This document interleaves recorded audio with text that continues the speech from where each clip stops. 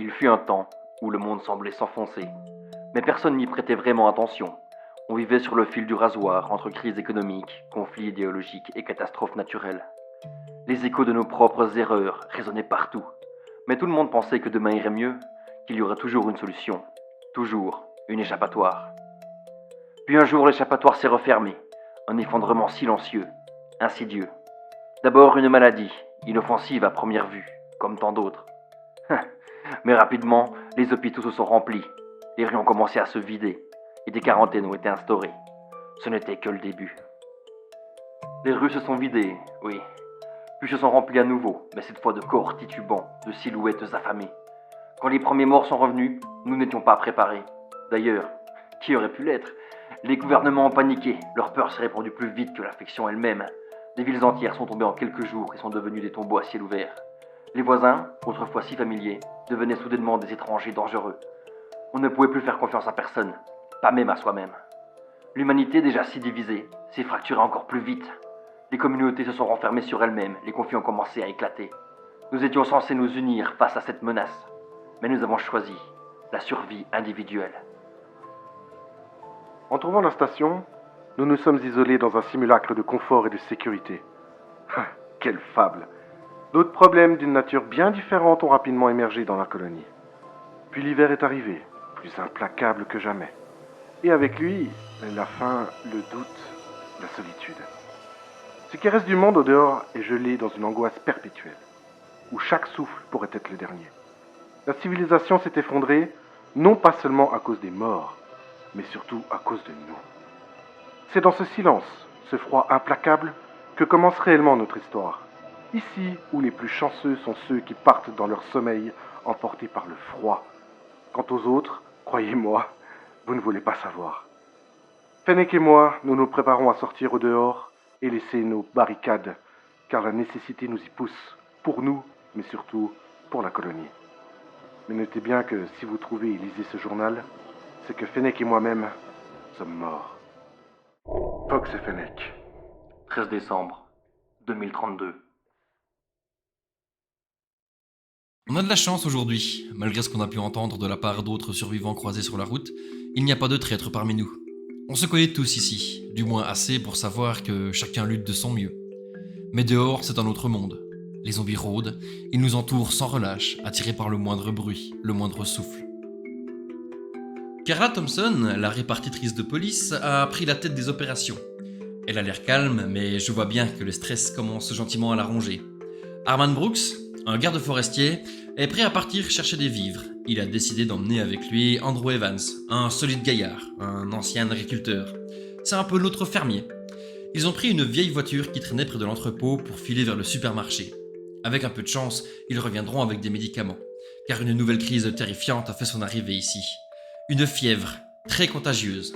Si elle se propage, cela va devenir compliqué pour la plupart d'entre nous, en vue des conditions de vie actuelles dans la colonie. Rod Miller, un ancien transporteur, a embarqué dans son lourd camion. D'aussi loin qu'on le connaisse, il ne s'en est jamais vraiment séparé. Il a décidé de se diriger vers l'hôpital, car comme l'équipe d'Arman, il est en quête de médicaments. L'hôpital semble un endroit propice pour cela. Sur place, il est tombé sur Talia, une femme étrange qui prétend être voyante. Une hallucination ou peut-être simplement la folie qui s'installe chez les survivants.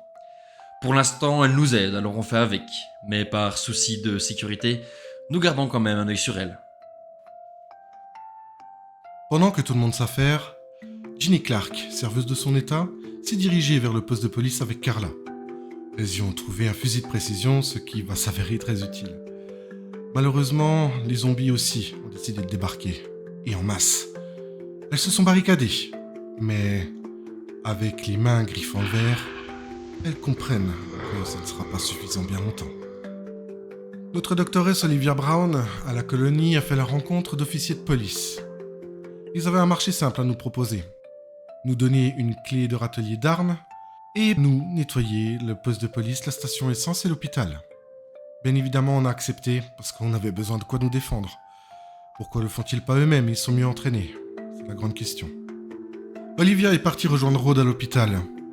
Nous avons toujours besoin de médicaments et je pense qu'elle est la mieux placée pour trouver les bons. Tout en fouillant, elle a senti une pression sur son bras. Une créature en train de la mordre. Criant de douleur, elle s'effondre sur le sol, avec les autres créatures fondant sur elle. Rhodes, parti se cacher dans un coin, ayant peur d'être le prochain, regarde juste les créatures finir de la dévorer. Voilà plusieurs jours que Lévia est morte. Les premières lueurs du jour ne nous apportent aucun répit. La contagion s'est plus ou moins arrêtée d'elle-même, et nous n'avons pas encore de mort à déplorer, mais un nouveau problème frappe. Il nous faut plus, vraiment plus, de nourriture. Armand a eu un peu de chance. Un des pièges qu'il avait installé quelques jours plus tôt a fonctionné, et aujourd'hui on a pu récupérer juste de quoi survivre un jour de plus. Mais cette lueur d'espoir est vite effacée. Thomas Hart, un ancien soldat, est parti pour la station-service afin d'honorer notre engagement, mais il ne reviendra jamais. Il a été rattrapé par les morts-vivants, et il est mort seul, sur la route glaciale. Carla, elle, toujours au poste de police avec Jenny, ont croisé une nouvelle survivante, une certaine Sophie Robinson. Apparemment, elle était pilote avant la catastrophe. Alors qu'elle s'était barricadée, elles ont entendu du bruit à l'étage. Apparemment, Sophie avait trouvé une brèche dans leur barricade, et ils l'ont trouvée en train de tenter de forcer un casier. Après avoir quelque peu parlé avec elle, Carla l'a envoyée à la colonie. Elles se sont dit que plus on est nombreux, et plus on a de chances de survivre. Pendant ce temps, Arman et Andrew de leur côté sont toujours coincés au supermarché. D'une autre, la nourriture s'amenuise. Arman est armé d'un pistolet, il tire sur quelques zombies pour faire place nette, mais les cadavres s'empilent rapidement. Andrew, lui, n'est armé que de sa vieille clé à molette, donc il fait ce qu'il peut. Dehors, le silence n'est interrompu que par les râles de quelques morts vivants. Rhodes, lui, a enfin quitté l'hôpital, et il est parti pour l'école. Peut-être y trouvera-t-il plus de ressources. Malheureusement, il ne reviendra pas.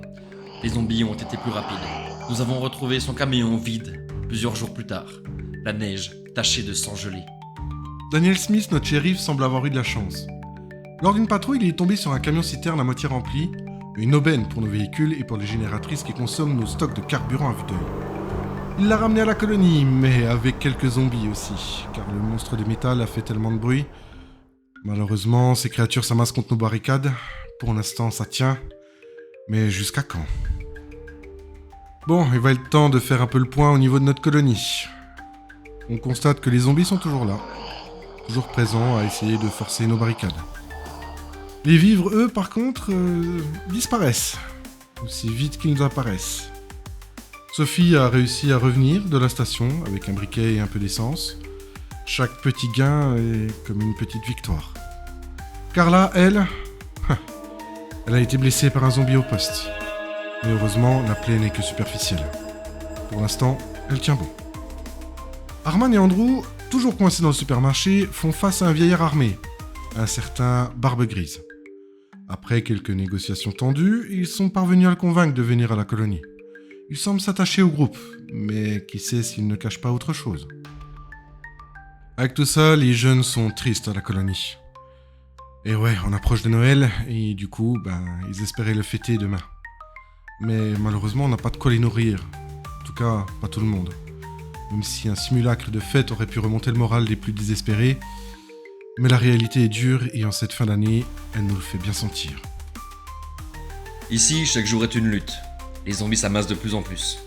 Andrew et Arman n'ont toujours pas quitté le supermarché, mais l'endroit grouille de morts vivants. Les zombies sentent notre présence. Ils sont là, toujours plus nombreux. Leur odeur fétide envahissant l'air.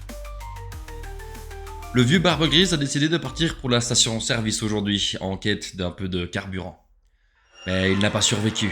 Dévoré par les zombies, ses hurlements résonnent encore dans nos têtes. À l'école, Talia a retrouvé le cadavre de Rhodes. Son corps inerte est un rappel brutal de ce qui nous attend tous. Elle est parvenue à survivre, tuant quelques zombies avec ce qui lui restait de force, elle, toujours en quête de vivre. Ce matin, en discutant avec Daniel et Sophie, on a eu une idée. On a profité d'un avant-toit et Sophie a déversé un peu de notre stock de carburant sur les zombies qui s'entassent devant nos portes. Et grâce à son briquet, on a bouté le feu. Ce soir-là, je pense que c'est la première fois depuis longtemps, depuis de trop longues semaines, qu'il n'y avait presque plus de macabées déambulant vers nos grilles. Mais ce coup d'éclat a un prix, et ce prix, malheureusement, nous ne pouvons pas le payer tous les jours. Même si la citerne que Daniel nous a ramenée nous aide grandement, il faudra utiliser le carburant avec plus de parcimonie, ou nous ne tiendrons pas l'hiver. Cela fait longtemps qu'on n'a pas écrit avec Fox. Alors que les jours deviennent des semaines et que les semaines deviennent des mois, ici le désespoir s'installe gentiment. La colonie est sur le fil du rasoir. Daniel, avec l'aide d'un vieux porte-voix qu'on a retrouvé je ne sais même plus où, a réussi à attirer les zombies loin de Carla et Jenny, complètement coincées au poste. Au moins elles ont pu sortir de là. Maintenant, chaque geste compte pour sauver des vies. Hier, un événement étrange est survenu. Un homme déguisé en Père Noël est arrivé. Un fou sans doute. Mais son arrivée inattendue et quelque peu burlesque nous a bien fait rire. Ça a redonné un peu de morale à la colonie. Pourtant, il a disparu aussi vite qu'il est venu, sans qu'on puisse vraiment comprendre ses intentions. On a finalement perdu sa trace sur les routes qui mènent en direction de l'hôpital. Avec le temps, les hordes se rapprochent de plus en plus de la colonie, comme une marée sombre et infatigable. Les barricades tiennent à peine. Arman a décidé de partir pour la station-service. Une fois sur place, et au vu du nombre de morts vivants, il est rapidement arrivé à court de balles. Il ne doit son salut qu'au fusil qu'il a trouvé sur le cadavre gelé de Thomas. Andrew est parti pour la bibliothèque. À mi-chemin, à la cathédrale, il a réfléchi à aller fouiller. Peut-être a-t-il pensé que le vin de messe ne servirait plus aux prêtres. Mais il se résigna finalement, car de tels lieux de culte doivent être bondés de morts. Fatigué et affamé, il a donc erré jusqu'à la bibliothèque. Mais la peur de croiser des hordes de zombies l'ont empêché d'aller plus loin.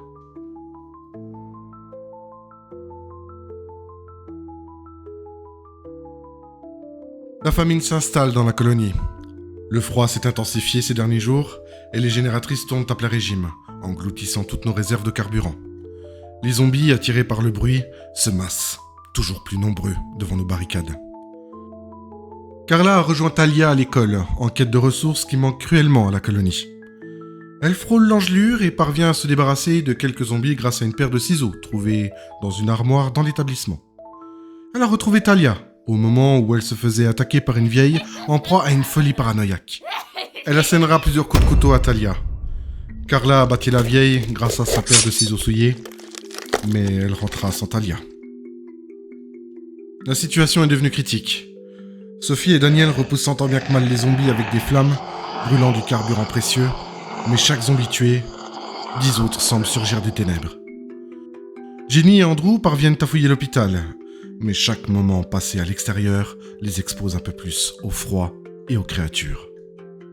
Aujourd'hui, certaines génératrices ont dû être arrêtées en prévoyance de la pénurie de carburant. Cela nous guettait depuis plus d'un mois. À l'hôpital, Jenny et Andrew sont tombés sur un survivant, mais l'homme avait l'air blessé. Cela peut sembler cruel, mais ils ont décidé de le laisser sur place et de rentrer à la colonie après avoir récupéré les ressources pour lesquelles ils étaient venus. Ne connaissant pas la nature de la blessure de l'inconnu, ils ont joué la carte de la méfiance. Ce matin, Jenny est enfin rentrée. À vrai dire, ici, on ne l'attendait plus vraiment. Mais son long voyage à l'extérieur de la colonie lui a permis de nous ramener quelques armes, des munitions, mais surtout du matériel médical et quelques médicaments. Ceux-ci seront utiles pour soigner ceux qui sont tombés malades ou qui souffrent encore du froid. Nos barricades tiennent encore, mais pour combien de temps ? Jenny et Daniel renforcent les murs, mais les ressources s'épuisent. Un gros camion de réfugiés est arrivé à la colonie aujourd'hui, mais ils ont été refoulés à l'entrée. On ne peut plus accueillir personne. 3 jours plus tard, on a retrouvé leur camion sur le bas-côté de la route, la neige, maculée de sang. Arman n'est jamais rentré. Il est mort, là-bas, seul, dans l'immensité froide. Andrew, par miracle, est rentré sain et sauf, avec beaucoup de nourriture, mais pour combien de temps cela sera-t-il suffisant ? La dernière à rentrer à la colonie, c'est Carla. Elle était très blessée et couverte d'engelures. Dans son sac, nous avons trouvé quelques conserves, mais rien de plus. Le plus important, c'est qu'elles sont encore en vie. Aujourd'hui, lors de ma patrouille avec Fox, nous avons trouvé un trou gigantesque dans un coin de grillage.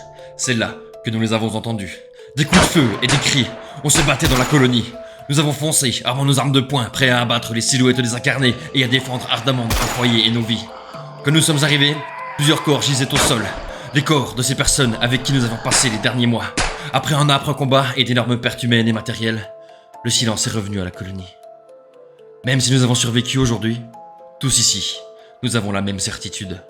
La mort rôde, et ce n'est plus qu'une question de temps avant qu'elle nous emporte. Mais notez bien que si vous trouvez et lisez ce journal, c'est que Fox et moi-même, sommes morts.